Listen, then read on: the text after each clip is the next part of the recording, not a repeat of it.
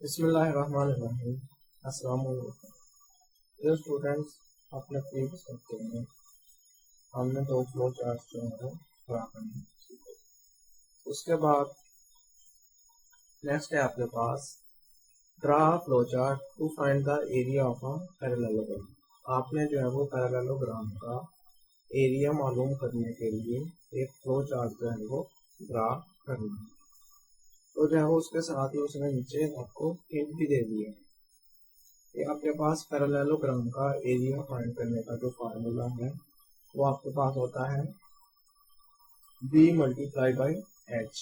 b जो है वो यहाँ पे किसके बराबर है, बेस के, और h जो है वो हाइट के बराबर।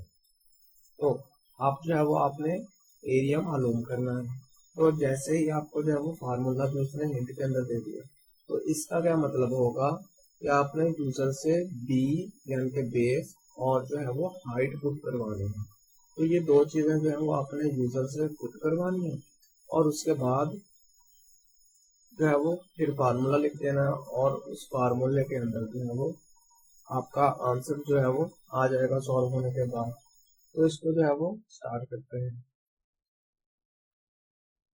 पहले आपने जो है वो स्टार्ट करने के लिए ओवल को ड्रा किया और उसके अंदर लिख दिया स्टार। तो आपका जो है वो पहला स्टेप कंप्लीट हो गया।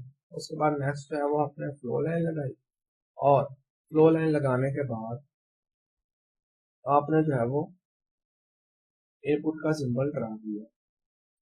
आपके पास इनपुट का जो सिंबल होता है वो पैरेललोग्राम ही होती है, जिसका हम लोग जो है वो अभी एरिया फाइंड करने लगेंगे। तो आपने जो है वो अभी ऊपर देखा था कि आपको बेस और हाइट चाहिए यूजर से, तो आपने यहाँ पैरेललोग्राम ड्रा की यानी कि इनपुट का सिंबल जो है वो ड्रा किया और उसके अंदर आपने लिख दिया इनपुट, बेस और हाइट। तो यूजर जो है वो बेस और हाइट जो है वो पुट करते हैं। तो जैसे ही यूजर ने जहाँ पे बेस और हाइट पुट कर दी है, तो आपने जो है वो अब फार्मूला लगाना है, प्रोसेस करना है उस बेस और हाइट के ऊपर, ताकि आपको जो है वो पैरेललोग्राम का एरिया मिल जाए। तो आपने जो है वो फ्लो लाइन लगाई और फ्लो लाइन लगाने के बाद जो है वो नेक्स्ट प्रोसेस का सिंबल जो है वो ड्रा किया। तो प्रोसेस के लिए आप रेक्टेंगल जो है वो यूज करते हैं।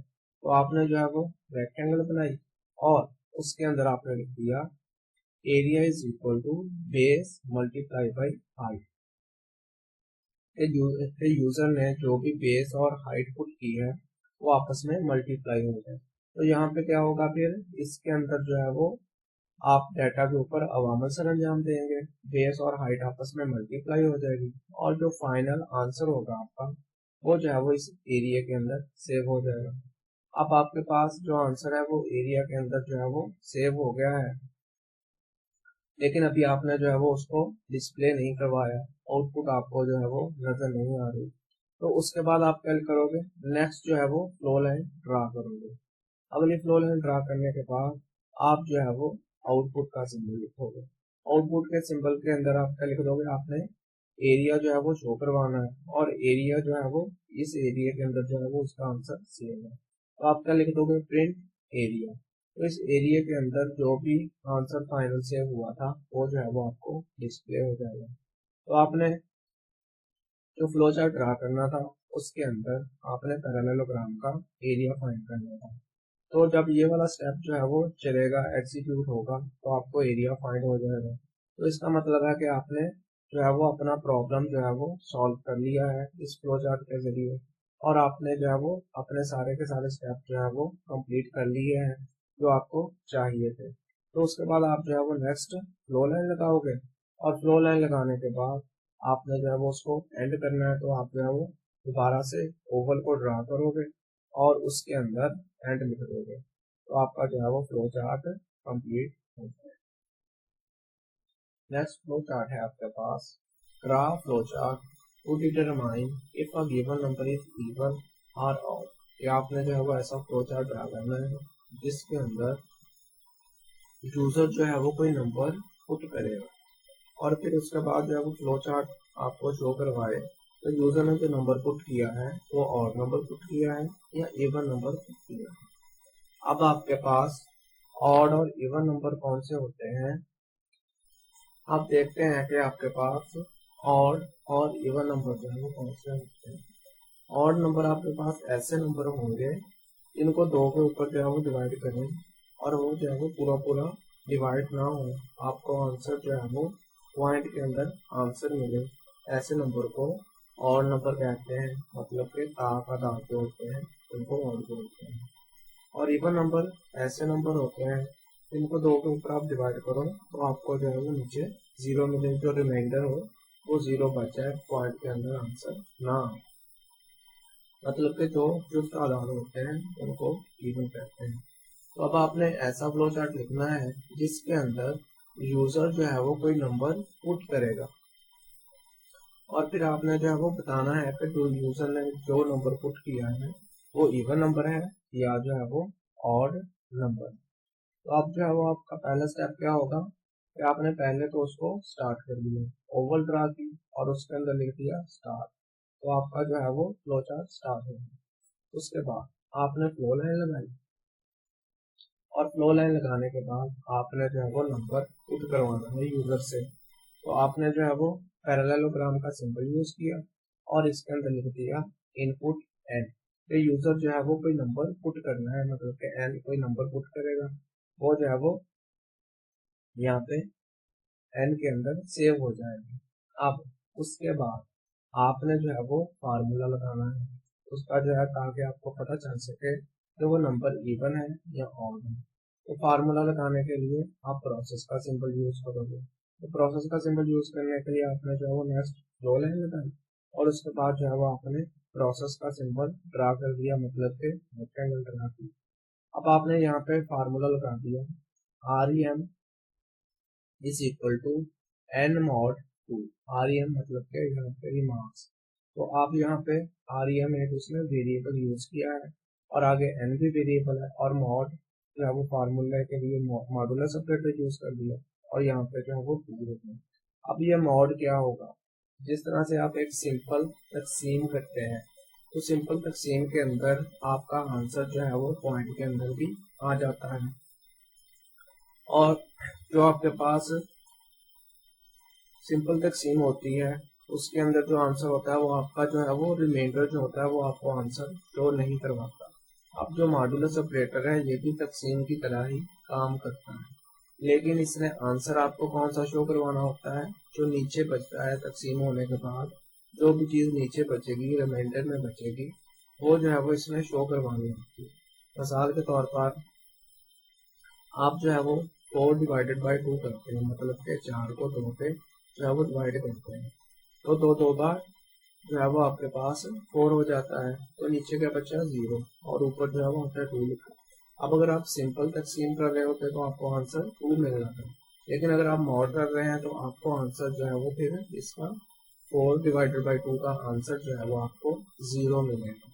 इसी तरह से अगर आपने 5 मॉड 2 किया है तो आप जो है वो, या 5 मॉड जो है वो आपने 3 किया है या 2 किया है तो अब जो है वो आप 3 1 3 हो गया, तो आपके पास जो है वो ऊपर 1 लिख दिया और नीचे क्या बच गया, रिमाइंडर के अंदर जो है वो 2 बचा है आपके पास। तो आप जो है वो मॉड का ऑपरेटर आप यूज कर रहे हैं तो मॉडुलस ऑपरेटर के अंदर क्या होता है, आपको आंसर जो रिमाइंडर में बचता है वो मिलता है। तो इसका आंसर आपको 1 भी नहीं मिलेगा और ना ही इसके अंदर आंसर जो है वो पॉइंट के अंदर आना होता है। तो इसलिए आपको जो है वो 5/3 का आंसर जो है वो 2 मिलेगा। तो इसीलिए जो है वो अब हमने इवन और ऑड नंबर देखने हैं। तो अब हमने पीछे अभी जो है वो पढ़ा है कि आपके पास ऑड नंबर जो 2 पे पूरे पूरे तकसीम ना हो वो ऑड नंबर होंगे और जो 2 पे पूरे पूरे तकसीम हो जाए वो इवन नंबर होंगे।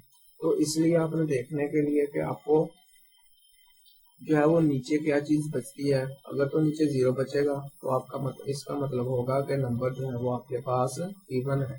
अगर 0 नहीं बचता तो इसका मतलब है नंबर जो है वो आपके पास ऑड है। तो इसीलिए आपने जो है वो फिर मॉडुलस ऑपरेटर का यूज किया, क्योंकि ये आपको जो है वो रिमाइंडर शो करवाता है। तो आपने यहाँ पे लिख दिया REM इज इक्वल टू, यहाँ पे आप कोई भी REM की जगह पे कोई भी वेरिएबल जो है वो यूज कर सकते हो, कुछ भी यहाँ पे लिख सकते हो। इसी तरह आप n की जगह पे कुछ भी यूज कर सकते हो। बाकी आपके पास वैसे ही रहेगा। तो आपने लिख दिया rem is equal to n mod 2। अब n जो है वो यूजर को नंबर पुट करेगा, उसका आपने 2 के साथ जो है वो मॉड ले लेना। तो अब जो है 2 के साथ मॉड लेने के बाद जो है वो क्या होगा, इसको यहाँ पे सॉल्व किया जाएगा। जैसे ही यहाँ पे सॉल्व होगा तो कोई ना कोई उसका आंसर बनेगा। यहाँ तो उसका आंसर जो है वो 0 होगा, यहाँ जो है वो 0 के अलावा कुछ भी होगा। अगर तो आंसर 0 होगा तो वो जो है वो REM के अंदर सेव हो जाएगा, और जो है वो अगर 0 के अलावा कुछ और होगा तो वो भी जो है वो आपके पास REM के अंदर सेव हो जाएगा।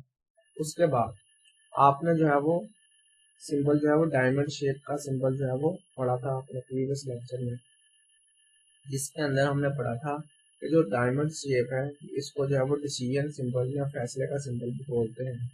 तो ये वाला जो सिंबल होता है ये कोई कंडीशन लगाने के लिए इस्तेमाल होता है। तो कंडीशन लगाने के लिए जो है वो आप फिर क्या करते हैं, इसका जो है वो यूज, तो आपने यहाँ पे जो है वो फिर शर्त लगा दी, इसके अंदर कंडीशन लगा दी कि रैम इज इक्वल टू 0। अगर तो ये वाली कंडीशन सही होगी कि जो है वो डिवाइड करने के बाद नंबर को डिवाइड किया और उसका आंसर 0 आ गया, मतलब फिर रिमाइंडर जो है वो 0 बच गया, तो आप जो है वो क्या करते हो यहाँ पे यस। तो यस होने की सूरत में क्या हो जाएगा, इसका मतलब है कि 0 जो है वो रैम के अंदर 0 ही सेव है, रिमाइंडर के अंदर 0 सेव है, तो इसका मतलब है कि वो नंबर जो है वो आपके पास इवन है। तो आपने यहाँ पे लिख दिया यस और लिख दिया प्रिंट n इज इवन, के यूजर ने जो भी नंबर पुट किया है वो इवन नंबर है। इसी तरह से फिर आपने अगर ये वाली कंडीशन गलत होती है वो नंबर जो है वो फिर इवन नहीं होगा, तो इसका मतलब है कि वो फिर ऑड नंबर होगा। तो अगर जो है वो कंडीशन गलत होती है, नो होती है, तो आपने यहाँ पे लिख दिया प्रिंट n इज ऑड, कि आपका जो नंबर है वो ऑड नंबर है। उसके बाद एक फ्लो लाइन इधर से आ रही है, एक फ्लो लाइन जो है वो आपके पास इधर से आ रही है। तो जो है वो आपने ज़्यादा फ्लो लाइन्स हो तो उनको जो है वो एक डायरेक्शन में जो है वो कन्वर्ट करने के लिए कनेक्टर का जो है वो यूज़ करते हैं। कनेक्टर के लिए आप सर्कल का सिंबल इस्तेमाल करते हैं। तो अब जो है वो आपका फ्लो चार्ट कंप्लीट हो गया था, सारे स्टेप आपने कंप्लीट कर लिए, आपको आपका जो है वो मतलब आउटपुट मिल गई है। तो अब जो है वो आपने उसको एंड करना है, तो जो है वो आपने नीचे जो है वो ओवल लगाई, और ओवल के अंदर तो आपने जो है वो ओवल को ड्रा किया और उसके अंदर जो है वो आपने एंट्री की। अब जो है वो आपके पास जो ओवल होती है या जो टर्मिनेट करने के लिए आप सिंबल यूज करते हैं, इसके अंदर जो है वो आपके पास एक जो है वो फ्लो लाइन ही इंटर होगी। अब जो है वो अगर आप ऊपर देखो तो आपके पास जो है वो 2 फ्लो लाइन्स आ रही थी, एक यस होने की सूरत में जो है वो इवन में प्रिंट होना था, यहाँ से एक जो है वो फ्लो लाइन आ रही है, और एक नो होने की सूरत में ऑड में प्रिंट होना था, तो यहाँ से एक फ्लो लाइन आ रही है। तो अब आपके पास जो है वो इस ओवल के अंदर जो है वो एक लाइन ही इंटर हुई है।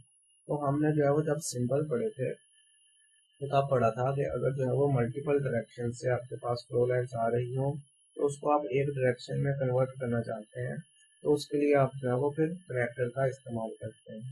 तो आपने यहाँ पे कनेक्टर लगाया, तो ये जो है वो इसके अंदर कनेक्टर के अंदर 2 फ्लो लाइन्स जो है वो इंटर हो गई और जो है वो एक आउट हो गई।